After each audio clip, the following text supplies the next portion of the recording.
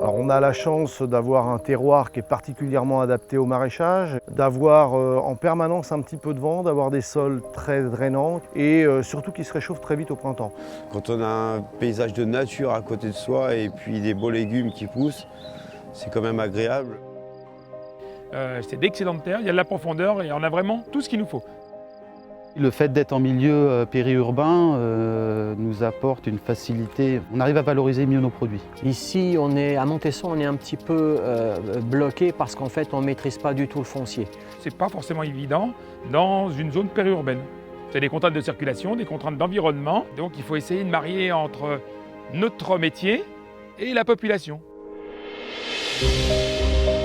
On se diversifie pour pouvoir arriver sur le marché avec 4, 5, 6, 7 produits alors qu'avant on avait un ou deux, quoi.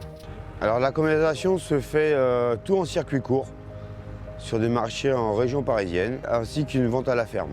Quand on est en circuit court, qu'on a contact directement avec la clientèle, c'est énormément de points positifs. On fidélise notre clientèle. Nous avons un distributeur automatique de légumes sur Montesson qui marche bien. La quasi-totalité de la production est valorisée en circuit court puisqu'on est au cœur d'un bassin de consommation qui représente à peu près 20-25% de la population nationale, à moins d'une heure de route de chez nous. Entre nous et le consommateur, il y a juste l'hypermarché. On apporte toute la chaîne logistique et nos produits sont livrés le jour même de la cueillette, de manière à ce que le consommateur puisse bien souvent, à midi, consommer une salade qui a été cueillie du matin. On fait de la tomate, de la framboise, de la fraise, du concombre, du haricot, tous les fruits et légumes de saison. Bien sûr, toutes les sortes de salades, les pommes de terre, les choux, choux-fleurs, brocolis, choux verts.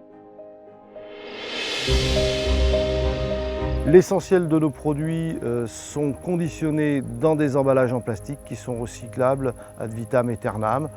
Et on produit dans des règles d'une agriculture raisonnée. Pour moi, donc que de l'engrais naturel, c'est du fumier ou du compost végétal, et puis un petit peu de phyto aussi. Pour lutter contre les insectes, on utilise des pièges à néon qui capturent les insectes. On essaie de faire de la culture avec zéro traitement. On utilise de la lutte intégrée. C'est des insectes qui mangent le trips.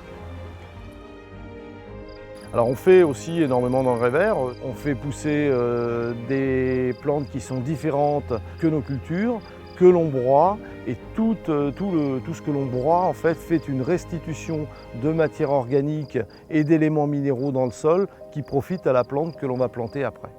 Et on s'est rendu compte que dans le sol, on avait un tissu racinaire qui était exceptionnel, et quand on a labouré derrière, on avait une terre qui était merveilleuse. L'exploitation est la 3e génération, sachant que mes parents travaillent toujours quand même sur l'entreprise. Et moi, je suis à mon compte depuis 2007. Nous sommes 2 associés, mon fils et moi-même, et nous avons une quarantaine de saisonniers qui viennent sur des périodes de 4 à 8 mois en fonction des différents postes. On tourne aux alentours de 40-45 ouvriers en saisonnier. Ouais. L'installation de mon fils, c'est pas simple. Alors l'avantage d'avoir un jeune avec moi, ça permet en fait de pouvoir évoluer. L'idée, ça serait d'éventuellement de se rapprocher un peu de la 4e gamme dans le frais. L'avenir de la plaine de Montesson se fera à travers la distribution de produits frais dans la région Île-de-France. Alors aujourd'hui, il y a un certain nombre de circuits auxquels on ne touche pas, et je pense notamment aux circuits des collectivités, des cantines, etc. Il y a de gros efforts de chaque côté à faire, et que nos enfants, dans les cantines, puissent manger les produits qui viennent de cette plaine.